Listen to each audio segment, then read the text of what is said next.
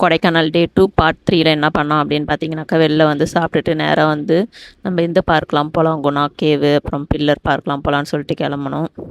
கிட்டத்தட்ட எங்களுக்கு அங்கே ரீச் ஆகிறதுக்கே டைம் வந்து பார்த்தீங்கன்னாக்கா, ஒரு 4:45க்கு மேலே ஆயிடுச்சு. சரி எப்படி இருந்தாலும் போய் பார்ப்போம் அப்படின்ட்டு போனோம்.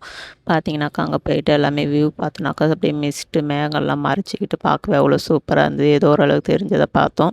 அப்புறம் நெக்ஸ்ட்டு வந்து பார்த்தீங்கன்னாக்கா, குணா கேவுக்கு போனோம். அங்கேயும் போயிட்டு அப்படியே குணா கேவ் உள்ள போயிட்டு எல்லாம் கடகடன்னு போயிட்டு பார்த்துட்டு வர மாதிரி தான் இருந்தது. கொஞ்சம் டைம் ஸ்பெண்ட் பண்ணுற மாதிரில. ஏன்னாக்கா எல்லாம் வந்து நாங்கள் உள்ளே போயிட்டு வர அப்படியே க்ளோஸ் பண்ணிகிட்டே இருந்தாங்க. நாங்கள் போவோம், பார்க்கவும், வெளில வருவோம், க்ளோஸ் பண்ணவும் கரெக்டாக இருந்தது. அப்புறம் வந்து பார்த்தீங்கன்னாக்கா, பைன் ஃபாரஸ்ட் போனோம். அங்கே வந்து பார்த்தீங்கன்னா எல்லாம் வெளில வந்துட்டு இருந்தாங்களா, ஸோ உள்ளே போகலாமா என்னன்னு டவுட்டில் நின்றுருந்தோம். சரி போங்க அப்படின்னாங்க. சரின்ட்டு அங்கேயும் போயிட்டு அப்படியே பார்த்துட்டு வந்தோம். தம்பியும் என்னுடைய கணவர் என்ன பண்ணாங்க அப்படின்னு பார்த்தீங்கன்னாக்கா, ஹார்ஸ் ரைட் தான் போனாங்க.